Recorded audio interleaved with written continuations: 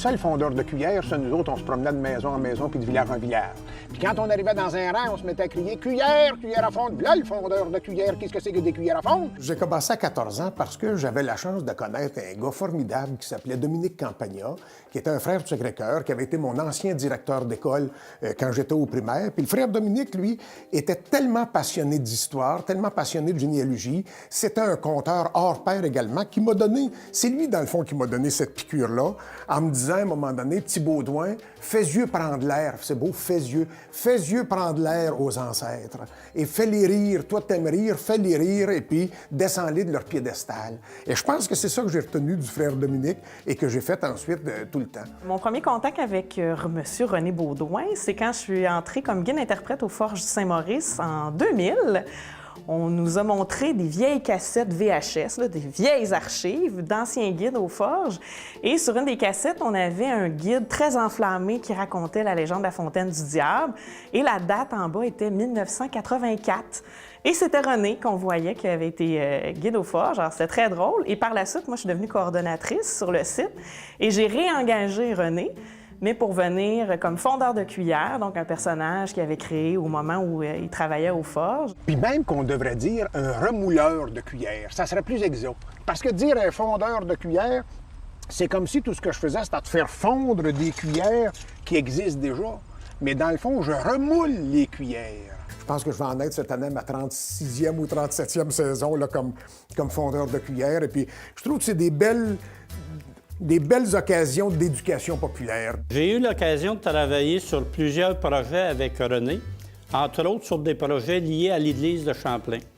Et c'est là que j'ai découvert les deux personnalités de René.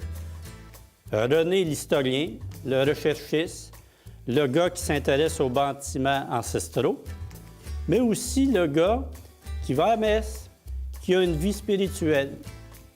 Je ne sais pas si vous êtes déjà venu visiter l'église de Champlain et que c'était René qui faisait le guide. L'église, c'est un peintre, Meloche. Il a peinturé différents personnages, des personnages bibliques.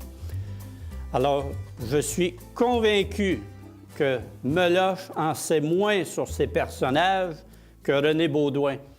Aujourd'hui, quand on parle des légendes de loup-garou puis des légendes de chasse-galerie et tout ça, puis on dit, ben voyons donc, toutes ces affaires-là, ça n'existe pas, mais ils se sont juste transposés dans des versions plus modernes sur Facebook, dans les réseaux sociaux et autres. C'est juste que ça a changé de sujet, mais c'est toujours la même peur de l'étranger, c'est toujours les mêmes inquiétudes, dans le fond, qu'on manifeste au travers de tout ça. Donc, c'est ce que j'essaie de montrer au travers des animations et des autres moyens d'interprétation que j'aime adopter.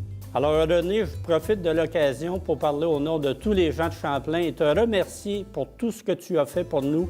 Félicitations pour le prix que tu viens de gagner. Alors, René, je suis très contente d'être là pour te féliciter pour le prix qu'on va te remettre ce soir. J'espère qu'on va se voir bientôt. Bye! On ressemble à nos vieux, c'est juste qu'on est habillé autrement puis qu'on a une technologie qui est différente. Mais on ressemble à nos vieux, puis on a une histoire à laquelle on peut être fier.